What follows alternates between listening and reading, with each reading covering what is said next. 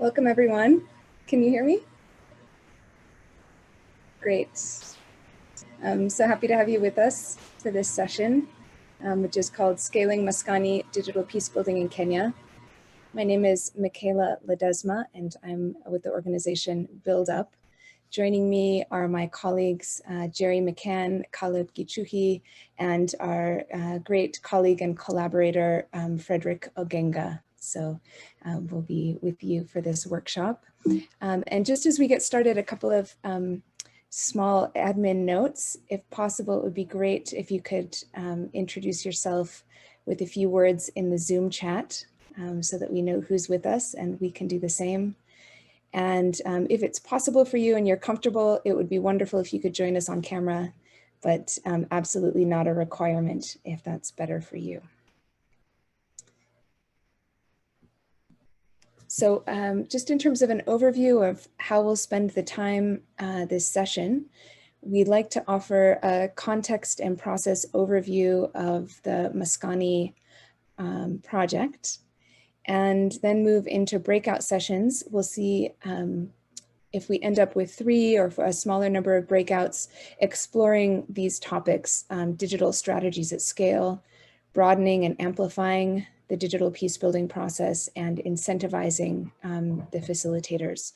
So the idea with those breakouts is, as much as possible, to gain your perspectives, have some experience sharing, talk about how this looked in the context of the Maskani project, and then reflect together on kind of future avenues for these areas. And then we'll come back to plenary and have a report back from each of those sessions, as well as closing reflections from each of you who have joined us. Any questions on the agenda before we jump in on the content side? Wonderful. Okay, so Fredrick, I'd like to invite you onto the microphone for the context overview.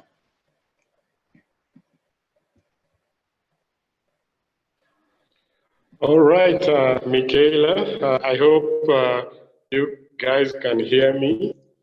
Greetings, Fredrick Ogenga, the founder director of the Center of the Media, Democracy, Peace, Security at Rongo University in Kenya. I'm so excited in this section. So I'll give a contextual overview of the Maskani project. So first of all, I'll begin by giving you peace and security landscape regarding electoral politics in Kenya, and I'll explain why that landscape is like that. Why is it always violent in nature? And lastly, I'll conclude by giving some proposals on what is being done and what can actually be done to create peaceful democratic environment for elections in the country for the sake of development.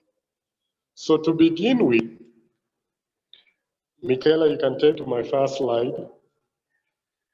To begin with, Kenya has history of ethnic politics. History of ethnic politics traces back to 1963-64 when Kenya assumed black rule from British. And it's at this point when we see 2 ethnic leaders, Kikuyu, represented Jomo Kenyatta, who assumed the first president of the country, and Jaramogi Odinga, who became his vice president. But this is how it happened. In that time, Odinga was given the opportunity to be the first president of Kenya, while Kenyatta was still in detention by British colonialists. And Odinga said he cannot accept that until Kenyatta is set free. Who cannot give in Kenya if Kenyatta is still in prison. So Kenyatta was released, and in fact became the first president of Kenya, with Ogenga becoming the vice president. So this is the first episode where we see Kikuyus and Luos collaborating. Consequently, going forward, we have seen the Luos striving to the Kikuyu, give them back the favor, return the favor of what they did. and was witnessed during President Moi's regime. Moi, the second Kenyan president. Moi came to power after Jomo Kenyatta, established a one-party rule for 25 years, and then it's time for him to go. So what happened? People formed alliances, and these are what I call ethnic alliances. And those alliances were defined by how the Kikuyu joined hands with the Igbos to also out of leadership. This was the second incident where now the son to the first vice president supported another Kikuyu presidency. And therefore, Moi was kicked out of power, and a new regime was put in place. So the Luos have been sitting, looking for others to return the favor that they've done, political favors that they've done to them, assigning one of their own to the political presidency, which is hotly contested.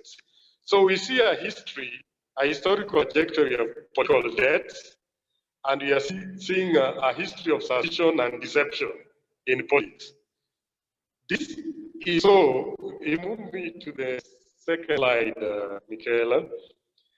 This has been so because one thing for sure that Kenya has a political arrangement of hotly contested election where the presidency is the most preferred seat in the elections.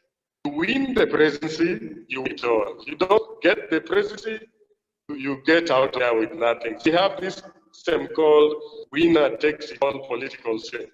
It is this system that has been responsible historically for marginalization, for injustices, and for all the resentment that Kenyans have, because one of their own has not occupied that position of power.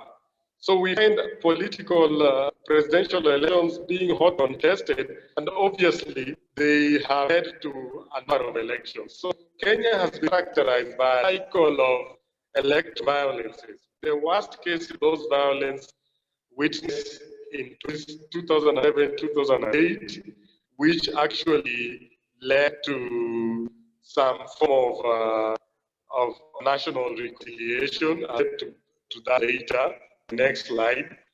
And the other one also witnessed in 2017. So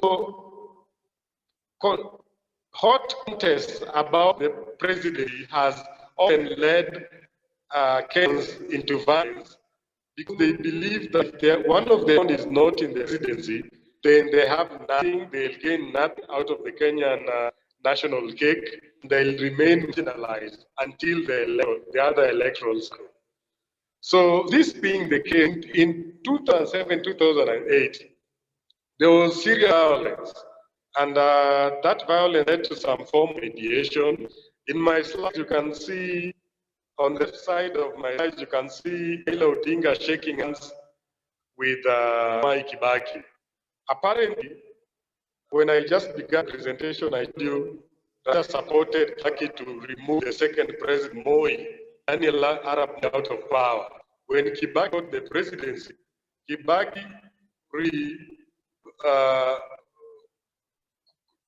did not respect wishes Kenyans when, in fact, Raila trounced him in the 2007 elections.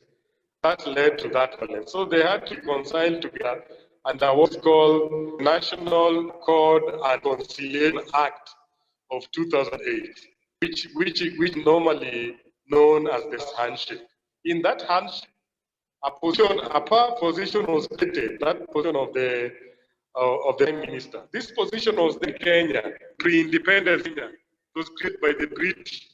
The first regime, first black majority rule regime, abolished that position in 1964 and established imperial presidency. The imperial presidency is still what is ailing Kenya until today. So if you look at the slides, you can see the second handshake on my right hand between Raila and Uhuru Kenyatta, Raila Odinga and Uhuru Kenyatta. Remember, Raila Odinga is the son, the first vice president. Uhuru Kenyatta is the son to the first president of Kenya. who is a Kikuyu and Ila is a Luo. So this handshake was meant to actually really address those historical differences. The Kikuyus are felt guilty of not supporting Luo candidates so that they also give back the favor. So the favor, politics of debts and favors still continues. So this handshake led to what is called the Building Bridges Initiative. This is an initiative that is currently ongoing, and this initiative, it is envisioned that Kenya has to be a country that accommodates everyone, irrespective of the ethnic affiliation. And imagining that this initiative, they unite Kenya through a referendum or a new constitution, a revised constitution. So I want to take the constitution back for revisions, and I want to mention that national accord, which was signed first handshake, actually led to the promulgation of the new constitution 2010. So Kenya was going for another election 2017. In fact, we had a new constitution. And it's actually this constitution that prevented some level of violence witnessed in 2007. Because the Supreme Court actually notified those elections and declared the presidency, the winner of the elections not void, and demanded that those two candidates, Raila Odinga and Uhuru Kenyatta, must go for a fresh round of elections. Now, the opposition boycotted that election. Of course, there were pocket violence with a lot of violence witnessed in opposition hometowns like Kisumu and Mombasa. So that election was an election that was contested, heavily contested, and Jubilee Party, the current ruling party, went back for a second round of elections ordered by the Supreme Court alone, so competing against themselves. And at that time, there were very serious discourses being circulated on social media.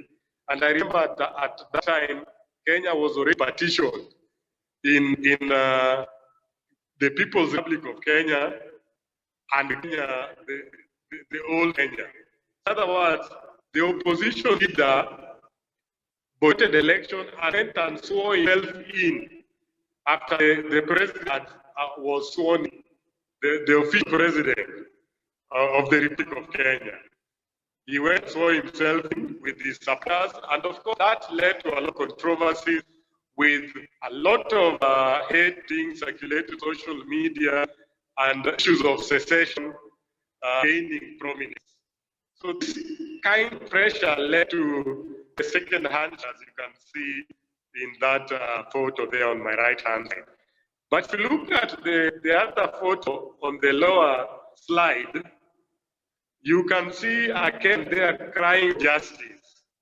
So Kenya has always been a country that's been, folded for not accommodating all Kenya equally. So one thing that constitution that they want to amend now, the Building Bridge Initiative wants to do, wants to bring the element of inclusivity, that everybody can feel that they are Kenyan and everyone can have equal opportunity. Again, you can move to my last slide. Again, this kind of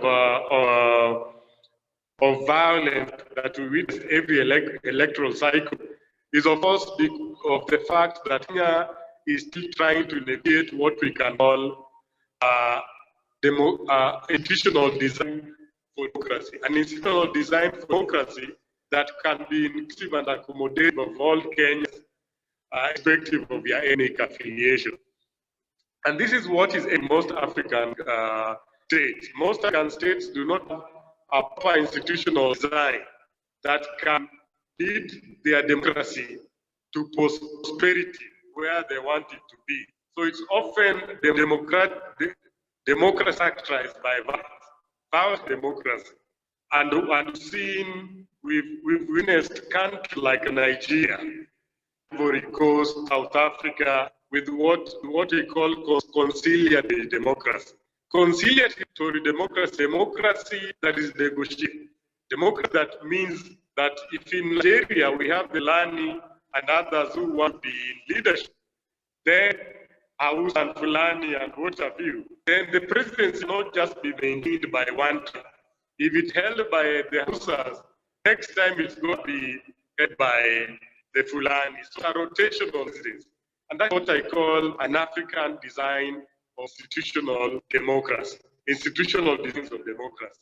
In a country like Ivory Coast, I remember we had violence between supporters of Laurent Gbagbo and the Katara, because Katara parents were not born Ivorian. So Ivorians had this issue of the Ivory right, which means the parents were not born Ivory Coast, then you cannot come for presidency. These things to marginalization and division, and of course violence. And of course, now they practice some form of conciliatory democracy where they've negated themselves out of the concept of right. Anyone has equal rights, irrespective of where their parents can come from. As long as you are naturalized citizen of Ivory Coast, you can assume the place. This is what the BDI wants to achieve in Kenya, and we hope that they do it partly. But if you look at my last slide, you see violence that happen in a vacuum. Most of the time, the post-election violence that we with every electoral cycle in Kenya has been motivated by hate speech that occurs on social media. So Maskani has been inspired by the fact that many youths are using social media, and it is here that they spread information and rumors that lead to violence that we witness outside in the streets elsewhere.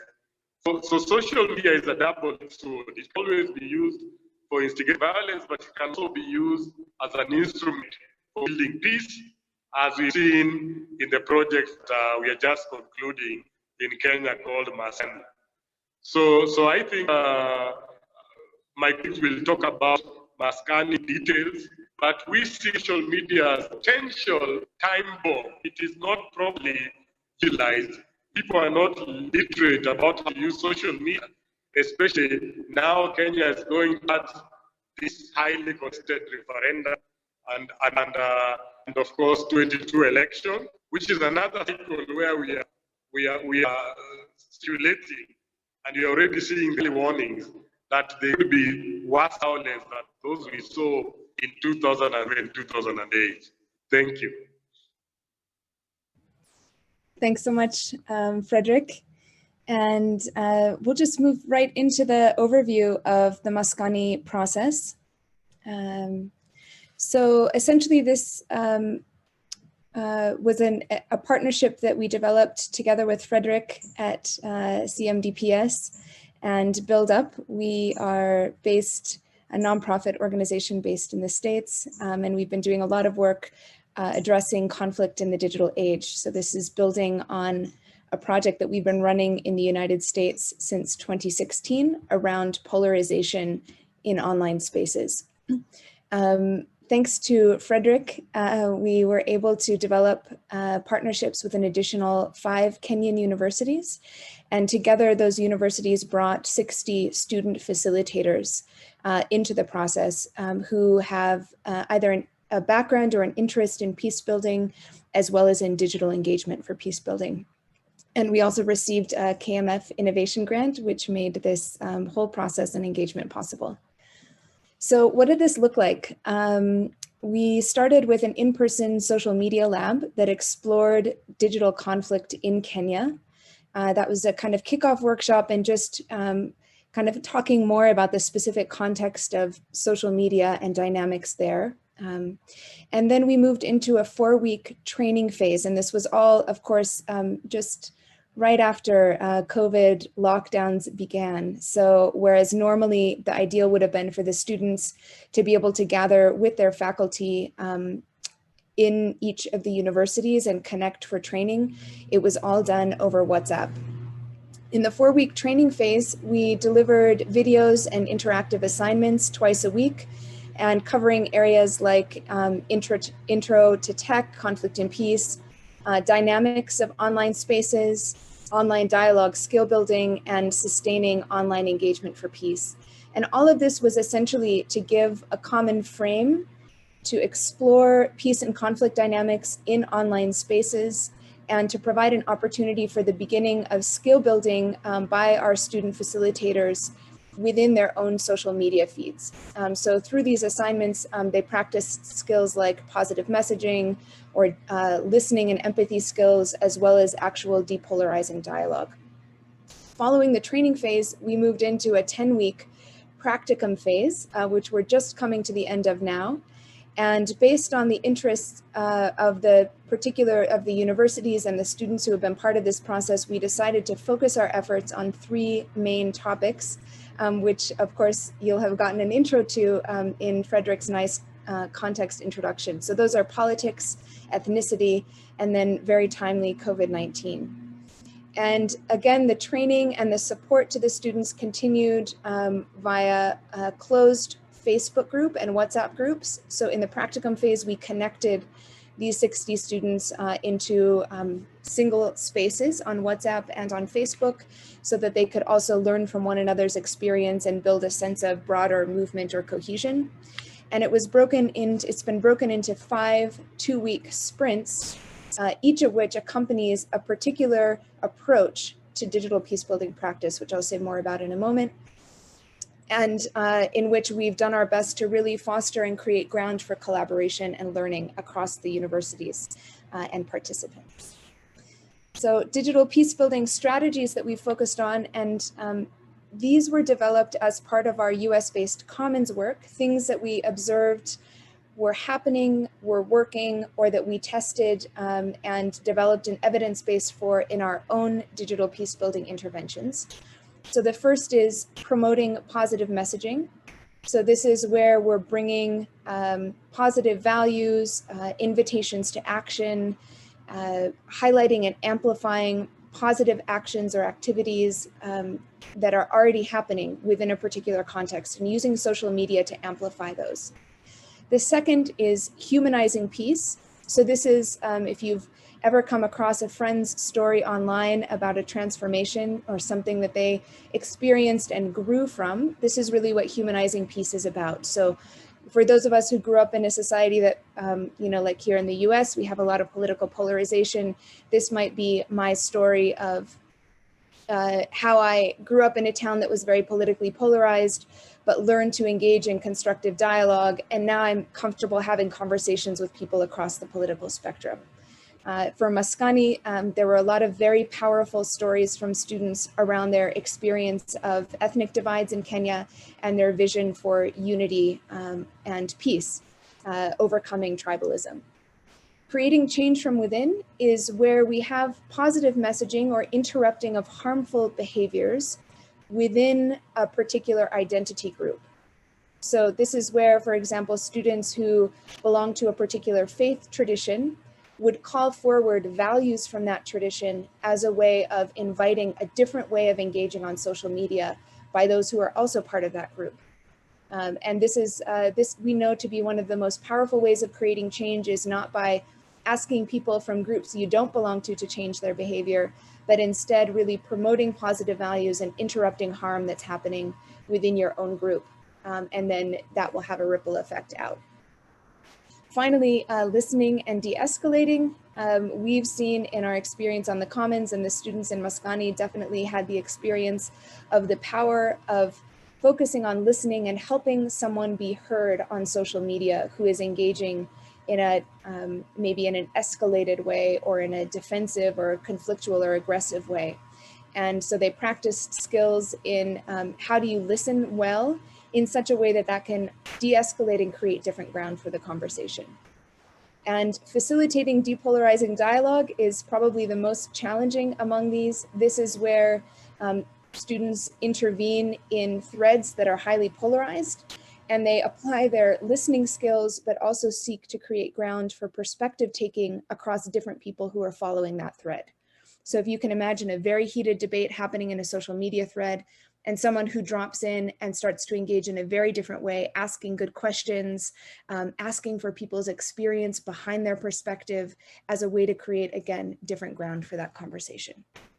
On the right, you'll just see snapshots of some of the posts that students created through this process.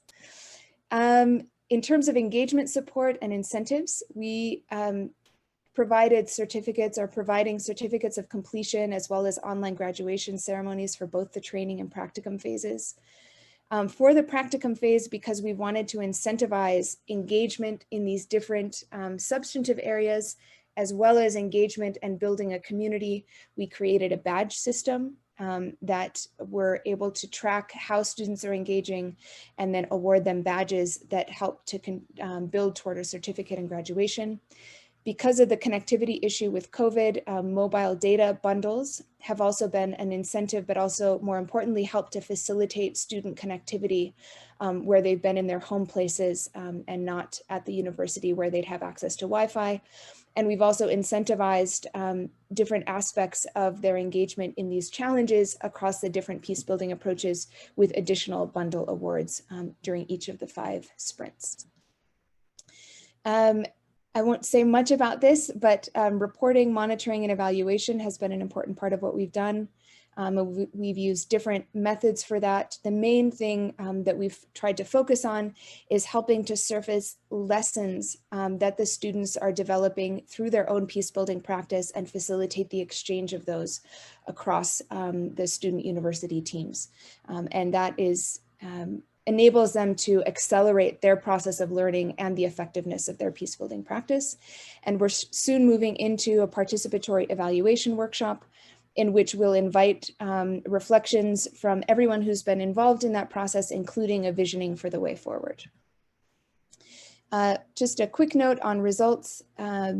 So we've had an average of 50% engagement. So among those 60 students, kind of consistently across each of the sprints, about 50% have engaged actively. They've engaged in more than 300. I think we're probably closer to the 400 or 500 mark now, as we've finalized our data collection over the last week or so. So more than 300 separate digital peace building interventions. We've seen a lot of adaptation of the strategies that we introduced to the Kenyan context. So what works and what doesn't work, which has probably been one of the most exciting parts. And we've also seen the emergence of a very motivated core group of skilled digital peace building pioneers. So I would say this is probably, 20 or so of the students who've gone through this entire process really have a solid base of skills, but also developed a real passion for supporting others to build those skills and for engaging in digital peace building online. And these are just some, before we move to the breakouts, just some of the reflections from one of our recent live chats with the group. So of course, what's been motivating for students is when they start to see different reactions in online spaces. So getting positive responses, really reaching their target groups, getting positive feedback also from friends or peers that their peace building qualities are being recognized and appreciated. And that both happening kind of in public feeds as well as behind the scenes. And of course, just the personal growth in terms of developing a new skill set, I think has been motivating for many. So let's pause here and maybe just drop, if there are any immediate questions before we move to breakouts, maybe just drop those in the chat. We can see if there's anything that feels like is unclear before we move into some smaller group discussion. So feel free.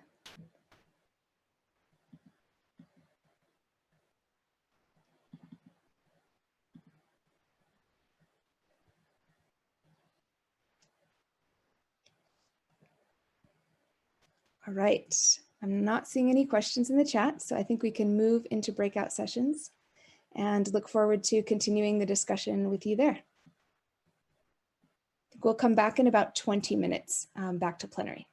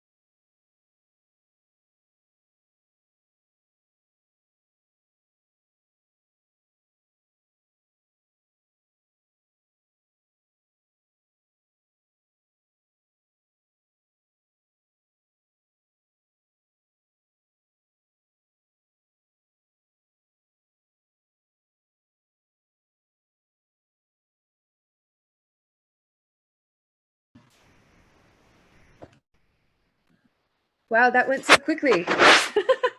I hope everyone had a good discussion, at least the start of a discussion. And I'm just going to pop up the questions, reflection questions again here. So just take a moment to do that.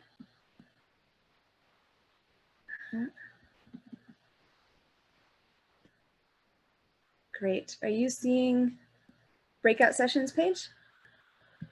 Okay, cool. Yeah, so we just thought it would be nice to get a readout from each of you on some of the threads from the conversation. We didn't do any note-taking in our whiteboards. I'm not sure if the other groups did. Or did you do it, Caleb? Did you manage to do any of that? Okay, I'm not seeing those here. So let's just do a round from each person who's here and can get on the microphone, kind of in terms of what you discussed, what resonated for you, if there's anything that you learned or would want to know more about, and what would you want to carry forward into your own work. And from those who are on the Maskani team who are part of the group, you know, is there anything new that really landed in terms of how we can think ahead about the Maskani process as well? So we can just pass it around. So if I'll just call on someone, and if you're able to come on microphone, great. And if not, we'll find someone else. So could we start with Laura?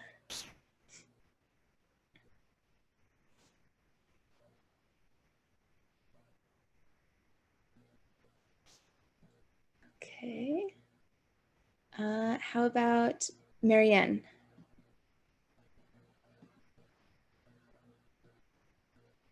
You able to come on microphone?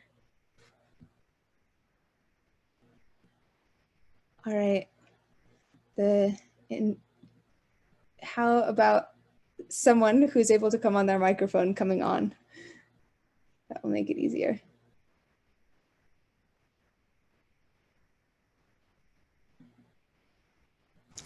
I will. Great. Just so that you're not sitting there in silence. I know what this stuff's like. So yeah, I was saying in the group that Safer World has 2 WhatsApp peace building courses that we've been running for the last 3 or 4 years in different countries, Yemen and Kyrgyzstan. And so we have a whole kind of raft of different types of experience, which is similar and overlapping in some ways. But I did think that this is the kind of conversation that we should be having with our Kenya program, given how much election violence work that Safe World has done and does, and how to kind of make it more, you know, have a different element engaged on that front. I think a lot of it is rather focused in a kind of, yeah, in a face-to-face space and in institutional spaces where we work with institutions like peace commissions and stuff like that in Kenya across quite wide spaces. But actually you could take this to another level if you started to think about using a more you know, digital mindset about those kind of online spaces that foster and promote the kind of hate speech and division that's actually kind of underlying some of that stuff. It would be quite useful, I think. So it'd be worth having a further conversation, I think, about possible collaboration. Yeah, wonderful. Madeline, what I'm hearing is you're kind of making the leap from the training to the actual engagement part of it, right? And no, we do a lot of engagement on the ground.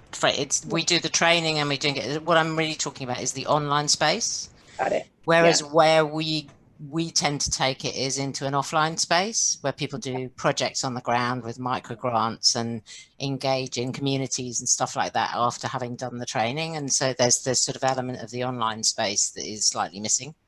Yeah, wonderful. Great. Other reflections? Maybe just from the group that I was in with Madeline, and just really liked her highlighting this, you know, the how do you combine both the online and the offline dynamic and engagement, and some really interesting ways that can be done, and recognizing the value of digital, that it can't go, it can only go so far, and how we recognized, because the students were all literally back at their homes and they were completely disconnected from each other, there were certainly things that we saw as limitations that you couldn't do digitally that we could have done if they were physically together.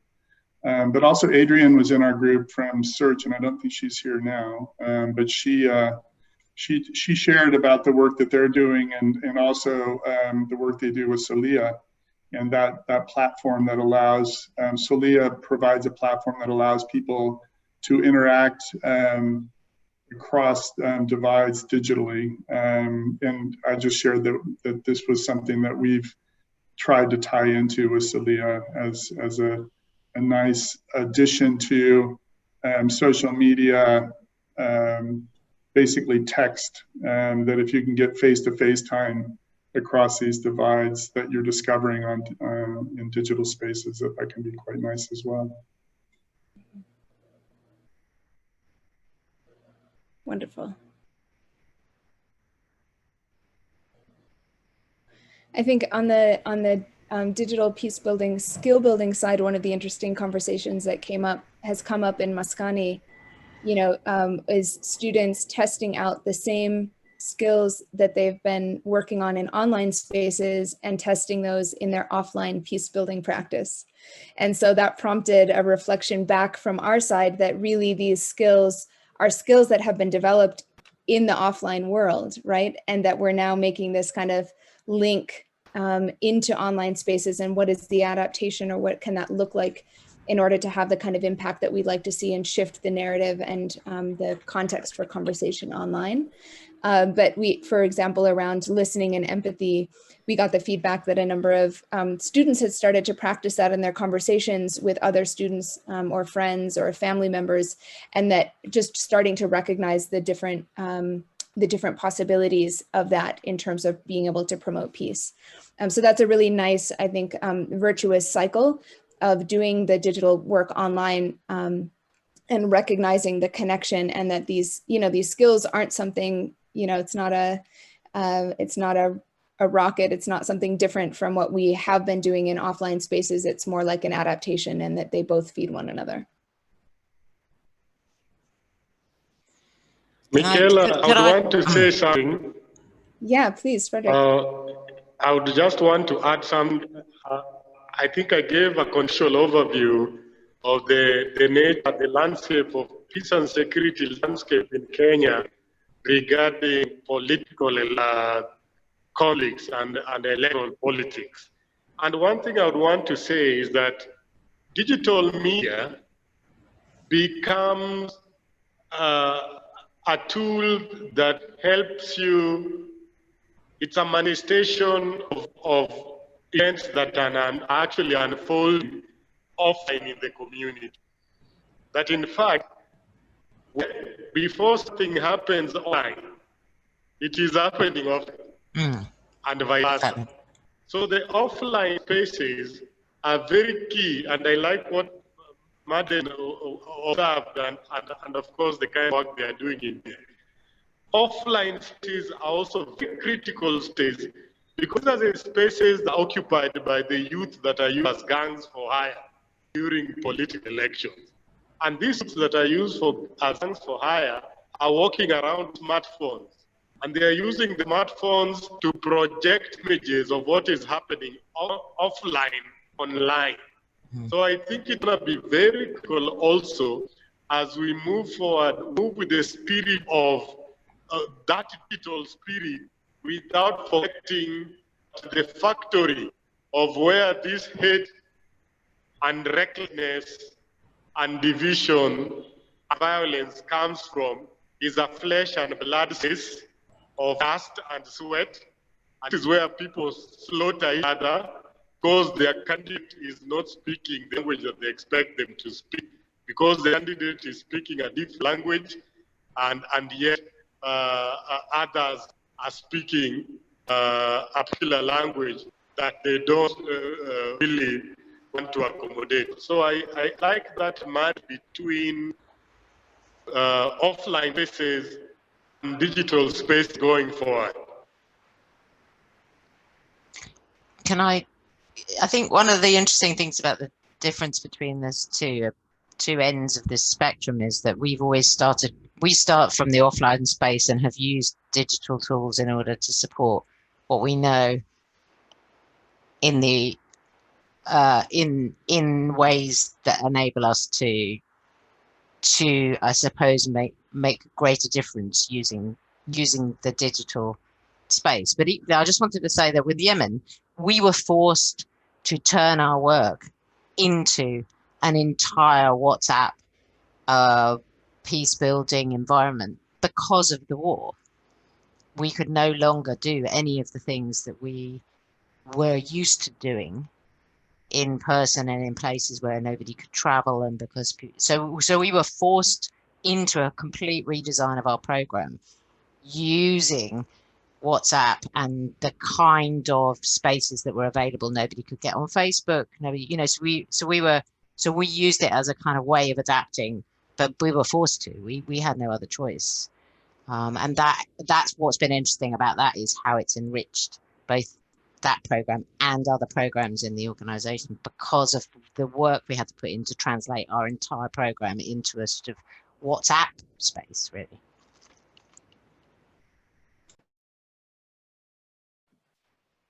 Yeah, Madeline, I think one of the things that, we're part of as well from the build-up side, many conversations, and that kind of experience during that you're doing now, I think we need to have more of, because there are many peace building organizations that are really struggling with that leap.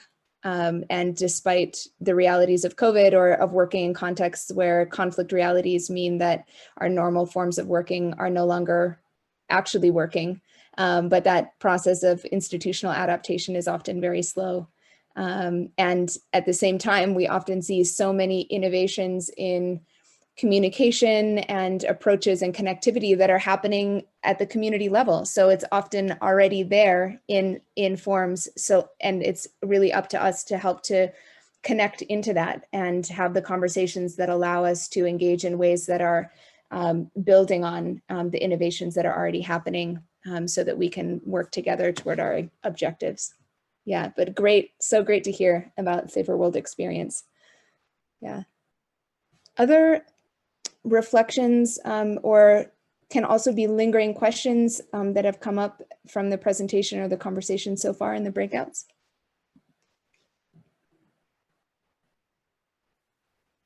I guess to answer one of the questions that's on the screen here on what resonated with me was just briefly something that Samira brought up. If you care to expand, feel free to, but about the specific gendered lens on peace builders who are girls or women, and how certain social media platforms may not be safe spaces for them to engage with. And Michaela, you brought up the example of one of the I think it was a build-up project in Myanmar where, or maybe it wasn't build-up, but it was in a context where women did not often own their own smartphones. And so often it had to be filtered through husbands or men in their family. And I think in a previous job of mine, when I was working more with girls who played peace building roles in terms of gang violence in their communities, specifically in South Africa, that also seemed to be the case, that they had to be really careful with talking about this on Facebook, on Twitter, and had to resort to safer, smaller WhatsApp groups to inform other, to conduct peace building initiatives with other girls in the community. So that was a point that really resonated with me that Samira brought up.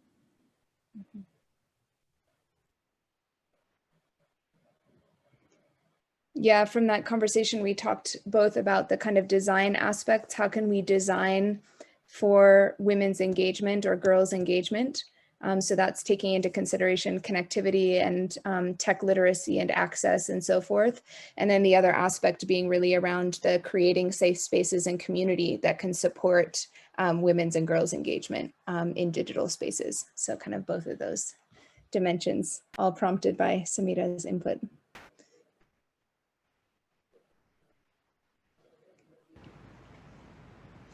There was in our group, there was discussion around the opportunities that come from accessing institutions like a university, because you have both that online access and that offline community. But then there was a question that got cut off right as we were closing out around how do you ensure that it doesn't become university only, that you get a distorted perspective because you're only looking at this through the lens of students rather than non-student youth, for instance. And I think that, you know, for the original design of Maskani, you know, our hope was that the students would actually be able to reach out and engage in the communities where their universities are situated. But because of COVID, we really didn't have that opportunity. But it is something important to keep in mind, and I think it goes along the lines, Michaela, of what you were talking about in the Myanmar experience and with women, that we have to just be careful that we're not excluding large swaths of stakeholders as we deploy these kind of strategies and mechanisms.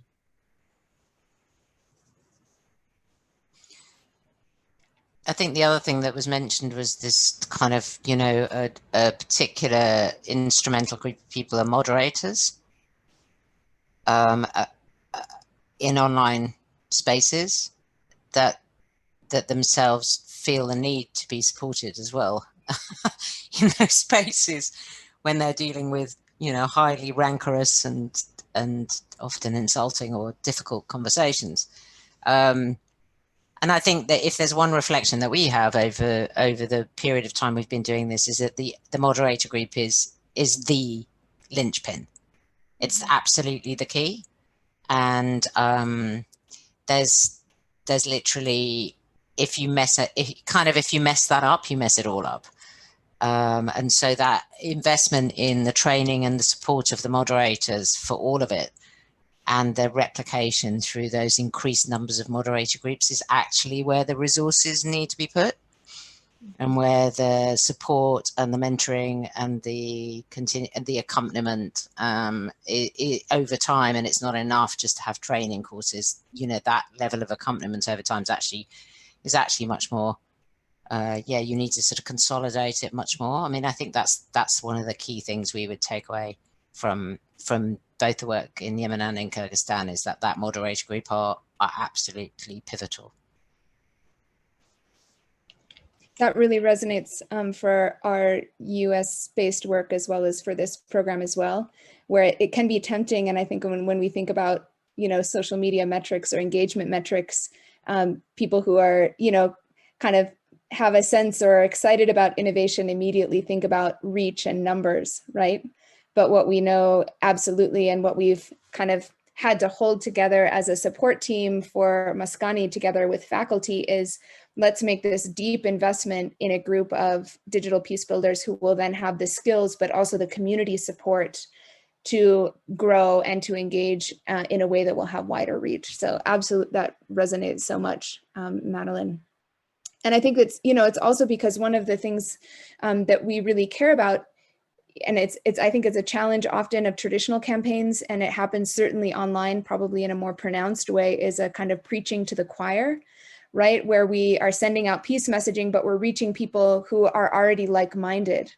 And so one of the possibilities and things that we can focus on in our design for engagement in online spaces is how do we target and reach more and different people, to those who are already tuned in and on the same wavelength with us around our peace messaging or around more peaceful forms of engagement.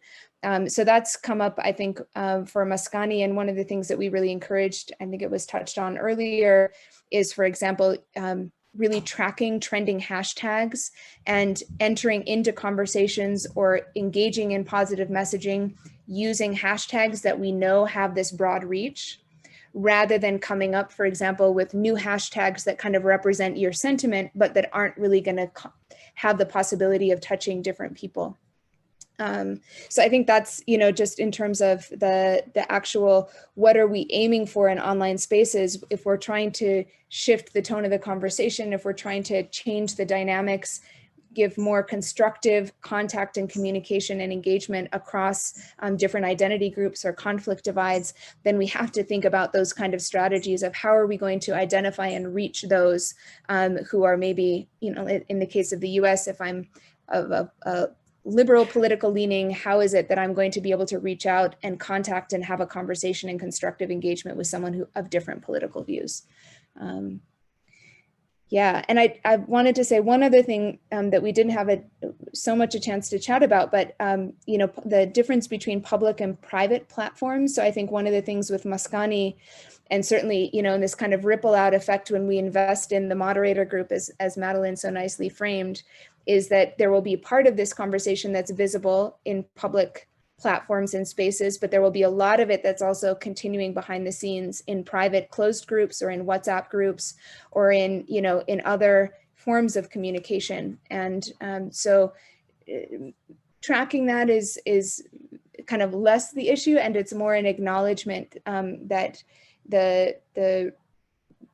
an additional form of reach or engagement is in those private spaces, and supporting that and making space for that and designing for that can also be impactful.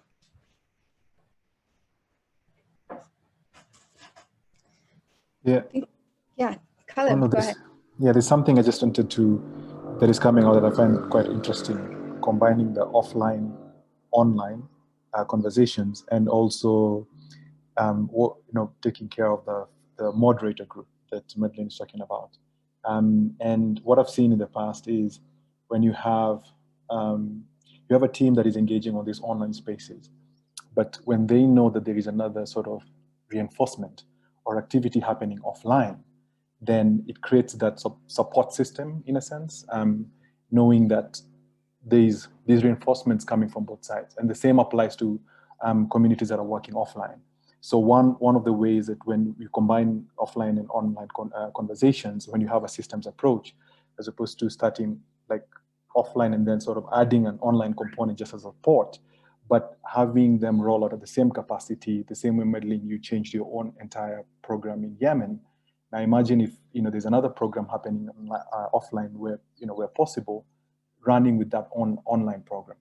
So there's this level of support from both ends that even the moderators feel, okay, they can get some elements of what's happening offline to even support their work online. Sorry, keep on the figurative. Yeah. And for me, just to connect it back to the minister's intervention earlier on, one of the things, well, particularly in Yemen anyway, is that you're working with people who are in the middle of a war. And they are, they're experiencing trauma on a daily basis. And they not only are experiencing trauma, but they're also trying to walk beyond their own spaces and engage in peace building work with others. That's hard work and needs support. And it's very easy for people to kind of think that level of engagement and thinking and transformation and stuff is actually easy to do. It's not, and people need you want to, the bedrock of this is owing that space and supporting it in the best possible way is the least one can do, if you ask me. And so that it's critical. It's absolutely critical. It's the bedrock for me. Okay, I just wanted to add an interesting thing that Madeline just said about ministries. One interesting thing happened in our country, in our area, is that the ministers have decided that all the government institutes should go paperless. What happened is that since now everyone will be able to lodge their complaint online, so what happened is that people are happy about it because their complaints will be answered, their grievances will be actually answered. But who actually are going against it are the government officials, because they think that they have power to hold the people will now be less, because everything will be online. People are going to check what is the progress of their complaint. Are their grievances being tackled or not? Are their voices being heard or not? So this is an interesting case, and now actually this process is going on, that what sort of apps will be introduced to go paperless. But this is an interesting point, that how people want to maintain their power within their hands without going paperless. Yeah. It's a great point, Samira, that, you know, the part of what's happening with the advent of digital spaces and with these new kinds of tools is a fundamental disruption in business as usual. And that can be definitely threatening. We can see reactions from power holders as we create these new ways of engagement that may match our values and so forth. Yeah.